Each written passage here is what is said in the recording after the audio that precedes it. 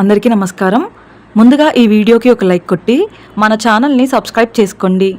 మన హిందూ ధర్మంలో వినాయక చవితికి చాలా విశిష్టత ఉంటుంది. ఆగస్టు 27 బుధవారం నాడు వినాయక చవితి పండుగ వచ్చింది. బుధవారంతో వినాయక చవితి కలిసి రావడం చాలా విశేషమనే చెప్పవచ్చు. ఇలాంటి అద్భుతమైన రోజు మళ్ళీ మళ్ళీ రాదని మన వేద పండితులు చెబుతున్నారు. ఈ వినాయక చవితి నాడు విఘ్నాలు తొలగించే బుజ్జగణపయ్యను పూజిస్తే ఇక మీ కష్టాలన్నీ వెంటనే తీరిపోయి ఇక ఈ సంవత్సరం అంతా ఆయురారోగ్యాలతో అష్ట ఐశ్వర్యాలతో జీవిస్తారు. కాబట్టి ఈ వినాయక చవితి నాడు ఇంట్లో పూజ చేసే ప్రతి ఒక్కరూ తప్పనిసరిగా కొన్ని నియమాలను తెలుసుకోవాలి. ఏ శుభముహూర్తంలో పూజను ప్రారంభించాలి, పూజా నియమాలు, గణపతికి సమర్పించాల్సిన నైవేద్యాలు, అలాగే పాటించాల్సిన కొన్ని విధి విధానాల గురించి ఈ వీడియోలో తెలుసుకుందాం. ముందుగా ఈ వీడియోకి ఒక లైక్ కొట్టి ప్రతి ఒక్కరూ జై శ్రీరామ్ అని కామెంట్ చేయండి. ఆగస్టు 27 బుధవారం వినాయక చవితి పండుగ వచ్చింది. వినాయక చవితి పూజా నియమాలు తెలుసుకోకుండా ఆ వినాయకుడిని పూజిస్తే ఎలాంటి పుణ్య ఫలితం దక్కదు. తొలి పూజను అందుకునే వినాయకుడిని చాలా నియమ నిష్టలతో పూజించాలి. బొజ్జగణపయ్యను పూజించే ప్రతి ఒక్కరూ కొన్ని విషయాలను తప్పక తెలుసుకోవాలి. అప్పుడే మీ పూజకు పుణ్య ఫలితం దక్కుతుంది. మీరు పూజించే వినాయక విగ్రహాన్ని కొనే ముందు ఆ వినాయక విగ్రహాన్ని జాగ్రత్తగా పరిశీలించి కొనుక్కోవాలి. ముఖ్యంగా మీరు కొనబోయే గణపతి విగ్రహంలోని తొండం ఎడమ వైపుకు తిరిగి ఉండాలి. అదేవిధంగా మీ గణపతి విగ్రహంలో ఖచ్చితంగా మూషికం ఉండాలి. ఇది మీ శ్రేయస్సుకు అలాగే అదృష్టానికి సంకేతం. ఇక పసుపు రంగులో ఉన్న గణపతిని కానీ ఎరుపు రంగులో ఉన్న గణపతిని కానీ ఎంచుకోండి. మట్టి గణపతిని పూజిస్తే ఇంకా మంచిది. ఇక మనలో చాలామంది పండుగకు ఒకరోజు ముందుగానే ఇంటిని శుభ్రం చేసుకొని అలాగే పూజ గదిని శుభ్రం చేసుకుంటారు. వినాయక చవితి ముందు రోజున మంగళవారం వచ్చింది. అయితే మంగళవారం పూజ గదిని శుభ్రపరచకూడదు. కాబట్టి ఆగస్టు 27 బుధవారం నాడు మాత్రమే పూజ గదిని శుభ్రం చేసుకోవాలి. అయితే పూజకు కావాల్సిన పూజా సామాగ్రిని మొత్తం ఒకరోజు ముందుగానే సిద్ధం చేసుకోవచ్చు. అదేవిధంగా మీరు పూజించే వినాయకుడి విగ్రహాన్ని తెచ్చుకోవాలనుకుంటే ఈ మంగళవారం సాయంత్రం సమయంలో 5:30 నుండి 8:30 మధ్యలో అమృత గడియలు ఉన్నాయి. ఇక వినాయకుడి విగ్రహాన్ని మీ ఇంటికి తెచ్చిన తర్వాత ఆ విగ్రహం పైన ఒక వస్త్రాన్ని కప్పి ఒక పవిత్రమైన స్థలంలో వినాయకుడిని పెట్టుకోవాలి. ఇక ఈ వినాయక చవితి పండుగ రోజున గంగాజలంతో కానీ పసుపు నీటితో కానీ వినాయకుడి విగ్రహాన్ని శుద్ధి చేసి ఇంట్లో పూజా కార్యక్రమాలను నిర్వహించుకోవచ్చు. అయితే వినాయకుడిని పూజించేవారు తప్పనిసరిగా 21 పత్రికలతో వినాయకుడిని పూజించాలి. 21 పత్రికలు దొరకలేని పక్షంలో కనీసం 11 పత్రాలతోనైనా 5 రకాల పత్రాలతోనైనా గణపతిని పూజించుకోవచ్చు. అయితే వినాయకుడి పూజలో తప్పనిసరిగా జిల్లేడు ఆకులు అలాగే గరిక ఉండాలి. అప్పుడు మాత్రమే మీ పూజకు రెట్టింపు పుణ్య ఫలితం లభిస్తుంది. ఇక గణపతి పూజను ప్రారంభించడానికి ఒక శుభ సమయాన్ని ఎంచుకోవాలి. ఎప్పుడు పడితే అప్పుడు గణపతిని పూజించకూడదు. మధ్యాహ్నం 11:30 నుండి 1:30 మధ్యలో గణపతి పూజను ప్రారంభించుకోవాలి. ఇక పూజ చేసే ఆడవారు తప్పనిసరిగా ఆకుపచ్చ రంగు వస్త్రాలను కానీ ఎరుపు రంగు వస్త్రాలను కానీ ధరించి వినాయకుడిని పూజించాలి.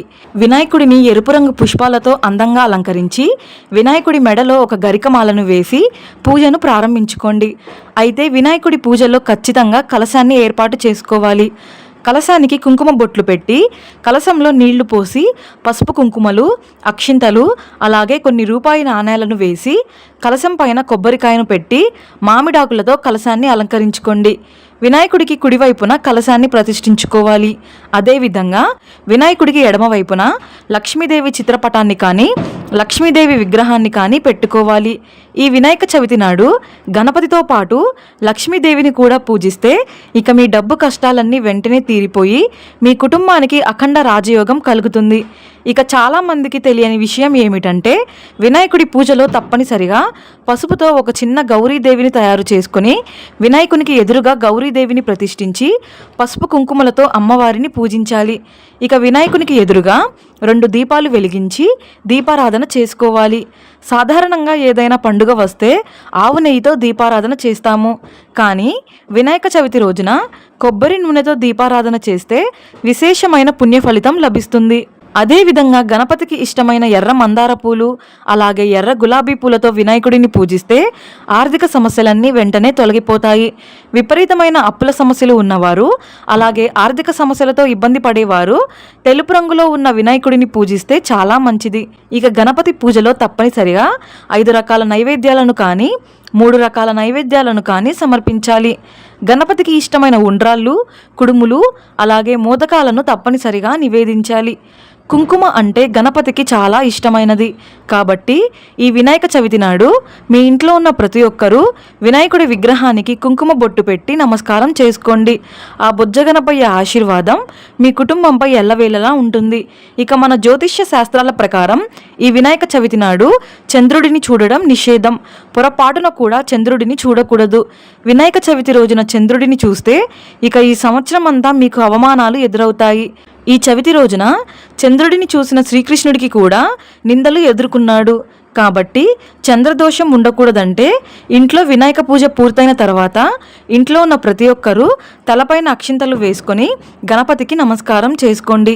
ఇక చంద్రుడిని చూసినా సరే ఎలాంటి చంద్రదోషం ఉండదు.